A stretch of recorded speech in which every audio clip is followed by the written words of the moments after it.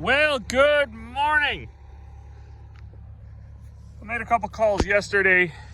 So strangely enough, the parts that I needed for this mill are actually available through the dealer, but the shaft was 900, the coupler was 400, and being Easter weekend this week, nothing's gonna get here till like Thursday, Friday of next week if we order today. And now because I got a wizard in my back pocket, I drove over to my buddy at Monkman Machining, took him the parts, and he figures that not only can he do that all, he can probably do it all for much less. So that's a win for me. But because I'm gonna have to get the old mill out and running, I'm taking the morning here to get these mats out of the way. So these mats I put down in like November, so there was already snow and stuff underneath them. As you can see, that one's not level because the snow's melting uneven, and they stink. So you can imagine a whole season after putting hundreds and hundreds and hundreds and hundreds of tons of grain through the hammer and the roller and everything, the odd spill, blah, blah, blah, all the dust kind of gets around there. And in the springtime, as the snow melts and the water pools and the ice starts to melt and then freeze and melt, and you get a rotting effect as you do. And I will tell you, there is nothing that smells as disgusting as rotten, soaking, wet grain. It is putrid. So if we leave it, of course there's a little molasses mixed in here too now, and then some mud. So it's just a stench, a stink that basically pollutes the entire yard. So we get the mats out of here. It'll give the sun a good amount of time, cook this ice out of here, dry it all off. There's no point in bringing the blade down here right now. It's just too wet. So all you do is make a mess. So we'll let it firm up a little bit. Then I'll bring the blade down here. We'll smooth this all out. Hopefully by then Dad's done cleaning the barley. And then we'll get things repositioned here. I moved everything out of the way, including the roller and everything like that. You can see here, I shoveled out some of the bark, because through this little hole, that's where we had the wood splitter set up inside. And if you cover the snow drifts at all with anything, it just stays there forever. So that's a big pile of ice where all of this is already melted. That's where the tractor was sitting, so there's a big pile of ice there too. Anytime you give it any shelter from the sun, the wind, it'll just stay there all spring. I mean, halfway through June, this will still be here. And that's no good. And then, yeah, this ice underneath the matting, it probably would be there till like beginning of July. It's amazing how long it will stay if you don't get it opened up. But I had some exciting news this morning. There's a tarp strap there. Oh, it's a broken one. Okay, no good. My $15 canola triggered, so that was a win. I had a number of 14, and then the tariffs and everything hit, and it dropped down to like 12. And I got sad thinking, man, this stuff was like $15, $16, $17, even $18 right off the combine. Why was I so stupid? So while I did miss the numbers, like the biggest numbers that I have been hearing, the 17s and the 18s, looks like I'll get 15 for some, so that's a win.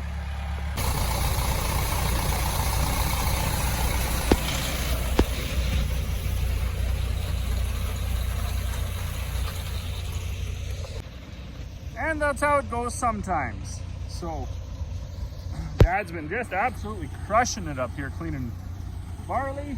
He's got like maybe 1 or 2 more loads left to do, and then that'll be around 2,800 bushels of barley cleaned for us. And then we'll be done. We'll be done cleaning seed. But we got too confident in our abilities and our machines, and well, he's always left it run because we can see it from the house. That's why I put the tape on that one auger up there. Where is it? Can you see it? I don't know if you can see it spinning. The one going to the brown truck, I put a piece of tape on there so you can see it. And then of course the clean one we could see from the house. So I was just finishing up my last bag down there before lunch, and Dad and Corey had already got back to the house, and so Corey stepped out and had a look. She's like, oh, I don't see the grain coming anymore. So we hopped in the old buggy and ran up there, and the chain on the clean auger had fallen off because the bearing on that block had it fell out the back. So it had worn that cast right out, and then the auger was obviously pulling against it, and it fell right out. So anyways, that was no good. But as you can see, just a little pile there, no big deal. Dad will shovel that up and throw it in the screenings truck, or else he'll just leave it and we will grain back it up when he's done. I got the old mill going, and I don't know, sometimes once I get rolling with that old girl, I actually think maybe I could make feed faster with that than I can with the big one. The unfortunate thing is I basically can only do a ton at a time, not 2 or 3 tons, but it unloads quite a bit faster, and as long as I don't add the molasses too quick, it still seems to mix just as good and everything. So I'm gonna help Corey build a couple shelves right now so she can keep working away at organizing the feed shed, and then maybe once the wind goes down a little bit, I'll make some more bags. Well, good evening. I did have that older mill running, or smaller mill, I guess. I don't even know if it's older, maybe it's newer, who knows. But then the wind picked up. It has gone down now, but it is a little after 6. Dad was cleaning barley, still cleaning barley. We got the auger back, or the chain back on that auger, and the tire man was over here, and he put new skins on the kids' go-kart. So the ones that were on there were garbage tires. So anyways, he was over here switching the tires on, I don't know, one of these cars. I don't even know. Anyways, but I said, you stop by the house, go-karts there, see if you can order us up a set of skins. So he did, and now the kids have been roaring around. I think it rides a little nicer too. So I'm gonna go in and have dinner, and then I'm gonna come back out. I'm gonna make a couple of bags. I can really only make like a ton at a time now, not 2 tons, so it's kind of sad, but it'll be all right. I'm not too worried about it. And then, so I'll make up 2-3 more tons tonight yet. We were building more shelves in the feed shed, so that's coming along. I don't know if that's it. If not, there'll be some more. Well, good evening. It is now 8 o'clock, and I want to get a couple of tons of feed made for a few folks who are getting low, so they say. So this is actually our super top secret finisher for Wagyu cattle. So we'll let that churn away. I normally make 2-ton batches, but I got my old pump rigged up again. So I dumped the molasses in that pail. So that's an easy way to measure it out, right? Everything gets a pail. And then the pump just slowly drizzles it in through the top. That's really the only way you can do it on a mill with a really steep slope. If you put it in too fast, then the grain just plugs up and it won't circulate. But you can see it in there, still flying around. Then I got the feed auger going real slow.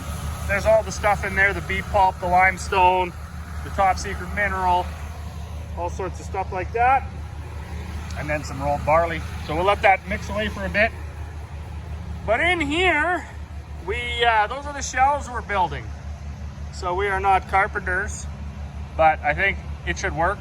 They only stick out about 4 feet, and then they're up on that pony wall anyways, so should be strong.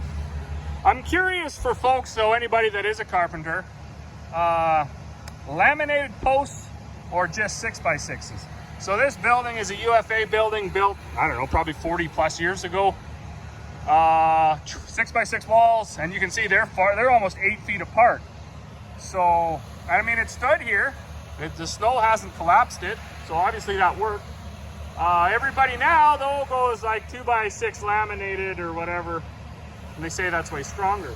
So there was a gentleman here yesterday picking up feed who is a bit of a carpenter, and he said, yeah, it doesn't, I mean, the 6x6s are probably just as strong. So, and especially for what we're doing, we are going to have to get down and get some gravel underneath these And then we're gonna run a board along the back so the back end of them 6x6s don't lift up. But our plan for these is only the extra stuff anyways. So stuff that we only bring, say a half a pallet at a time in. For instance, like our senior and our finishing touch horse feeds that Master Feeds has. We basically only bring in half a pallet of each, right? So it comes on one skid, but then we can just throw the 20 bags up top. Life is good. I'm not exactly sure what happened there with the measuring, but that shelf is like an inch lower than the rest of them. They are level and they are strong, so I expect they'll hold up. It's one of the reasons too we're really looking for a skid steer, because we do a whole bunch of repackaging or restacking, I guess. Everything comes in, and we don't have a machine that has enough dexterity or is nimble enough to move around in here. So we have to set it down, open it up, and then restack it over onto the pallets along the walls. But if we had a smaller machine, be it a skid steer or we even thought maybe one of those little forklifts, you know, of course we'd have to do a bunch of landscaping in here. It wouldn't make it very good in the mud, but we could put some, I don't know, gravel down and pack it, or maybe someday pour a cement floor in here. I don't know. For now we're in the skid steer, in the market for a skid steer. That way we can whip in here, pick up what we need, set it up top or set it underneath, and just leave the open spaces for things like the hard tubs or I don't know, whatever else. If this all goes well and we get the shelves built out to this last 6x6, we'll leave the front end open and build shelves in there, similar to over here. Gotta do all this, burn all that junk and get it out of here. Then we'll have storage for all the different stuff, because holy smokes, when we got back from that dealer meeting that Master Feeds put on, I had no idea the amount of stuff that they had access to, or that they made, or that they pushed to promote up in the north. It's just like pages and pages and pages for every single animal, for every stage of life. It was unreal. So at this point, the plan next year is to have basically all the stuff that Master Feeds recommends for the north. We'll see how that goes. First thing we got to do is get our organization and our inventory system down a little bit better, because right now, for any of you folks that have been here, you know she's pretty laid back around here. Certainly not a bricks and mortar store atmosphere. Anyway, I'm gonna let this mix up. It's not done yet. Gotta find the bag's right there to put it in. 8:15 now. I will probably just finish this up, and then that's gonna be it. They're long days now. Long days. So we got Dad should finish cleaning seed tomorrow. I got a whole hollow load of canola. Then we got more shelves to build. Always more bags to make, but you can't work 24/7, that's for sure. So as always, thanks for watching, and we'll see you all on the next one.